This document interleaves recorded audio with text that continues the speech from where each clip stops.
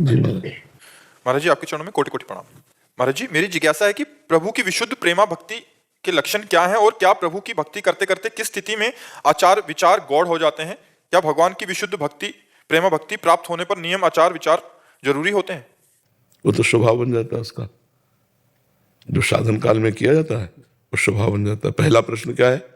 महाराज जी, विशुद्ध भक्ति के लक्षण क्या हैं? ले विशुद्ध भक्ति का देवर्षि नारद जी वर्णन करते हैं। तदर्पिता अखिलाचारिता तद्विस्मरणेन परम व्याकुलते थे। जितने भी आचरण हैं वो तदर्पिता भगवान के अर्पित हों। श्री कृष्ण अनुकूलेन प्रतिकूलस्य विसर्जनम, आराध्य देव भगवान श्री कृष्ण के अनुकूल हो, प्रतिकूलता का त्याग हो। भगवत विमुख भगवत प्रतिकूल एक भी आचरण नहीं होने चाहिए। समस्त आचरण श्री कृष्ण के अनुकूल होने चाहिए। तदर्पिता अखिलाचारिता, और वो सब आचरण वो सब कर्म भगवान को समर्पित होने चाहिए। ये तो कर्म परंपरा, लेकिन निरंतर इसमें स्मरण भी चलता रहे। मामनुष्मर युद्ध जैसे तो निरंतर स्मरण चलता रहे। और अगर जरा भी मिनट भर के लिए वो भगवान को ऐसा लगा भूल गए क्या, तो जैसे मछली को जल से बाहर निकालो तो तड़पने लगती है, ऐसे वो तड़पने लगता है। तद विस्मरण परम व्याकुलती, विस्मरण मात्र होने से परम व्याकुलता होती है। त्रिभुवन की राजलक्ष्मी देने पर भी जो आधे पल के लिए अपने प्रभु का स्मरण ना छोड़े वो महाभागवत। दूसरी बात, हमारा सदैव मन विषयों की तरफ जाता रहता है। संसार प्रिय लगता है, भगवान अपरिचित से लगते हैं। संसार की प्रियता को काट करके और भगवान की प्रियता प्रकट करे, भगवान की कथा में समर्थ है। रत्नावती जी एकदम संसारिक रानी थी और दासी के मुख से बिहारी जी की चर्चा, गोविंद चर्चा सुनकर महाभागवत बन गई।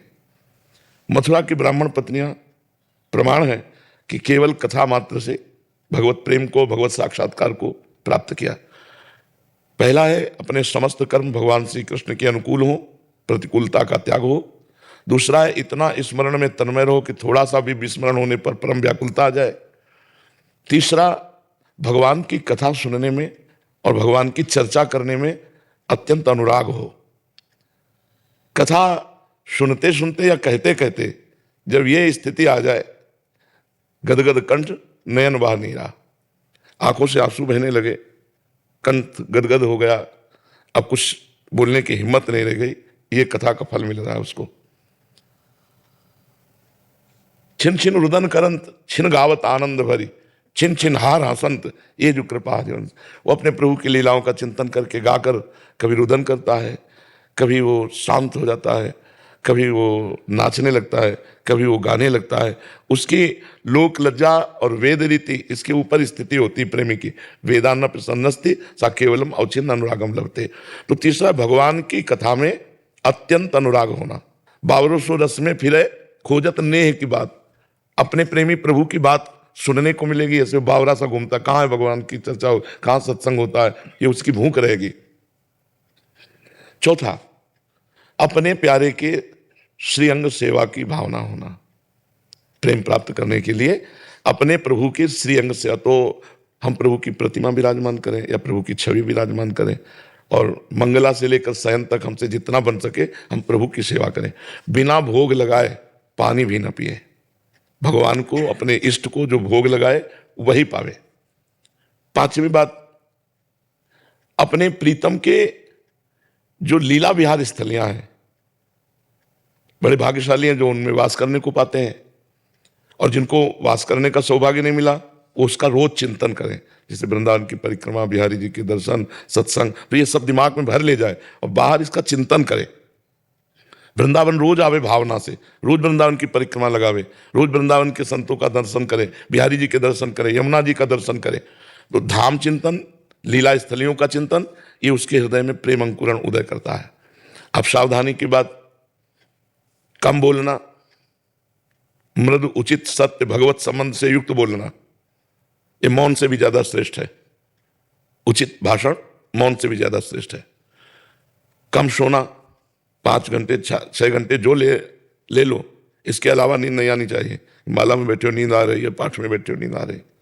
और अल्पाहार, कम भोजन करना, कम सोना, कम बोलना, कम भोजन करना। इतना कम भी ना हो कि भोजन का चिंतन हो, युक्त आहार विहार से। इन 3 का सुधार, और कभी किसी की निंदा ना सुनना ना करना। अगर भगवत भक्ति प्राप्त करनी है तो कुछ विधि है, कुछ निषेध है। ये निषेध वर्णन कर रहे हैं।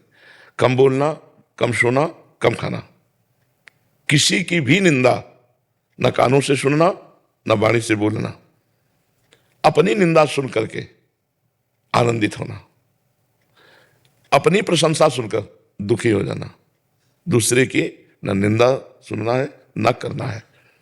हमारा जीवन भगवान के आश्रित है, ये हर समय चिंतन करना। हमारा तन, हमारा मन, हमारी वाणी और स्वयं मैं भगवान के चरणों के आश्रित हूं।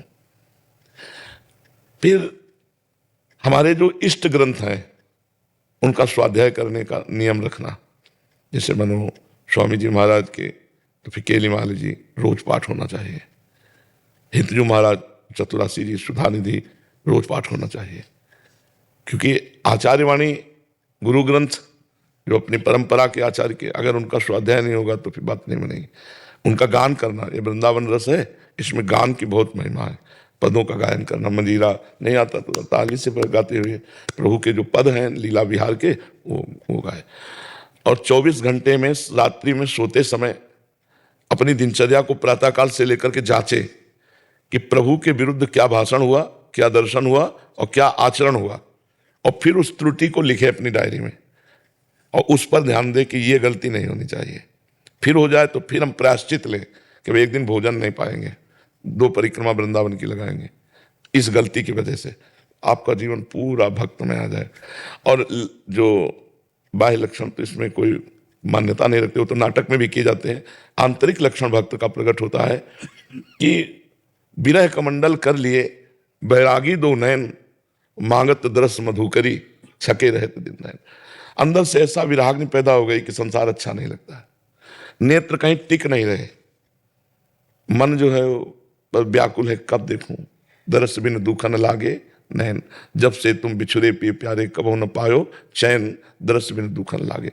विरह कमंडल कर लिए बैरागी 2 नयन, मांगत दरस मधुकरी, छके रहते दिन नयन। रूप छके घूमत रहे, तनको तनिक न भान, नारायण दृग जल भय, यह है प्रेम पहचान।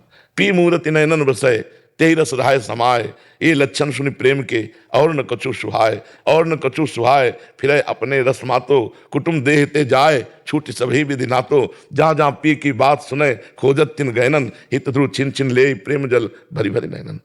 प्रिया प्रीतम की रूप माधुरी ऐसी नशा चढ़ा कि अब कुछ नहीं सुहाय, देह कुटुम ते जाए, छूट सभी विधि नातो, बस हा कृष्ण हा प्रिया, हा कृष्ण हा प्रिया, ऐसे हृदय में उठने लगे, जान ले कि भगवान का प्रेम आ गया है।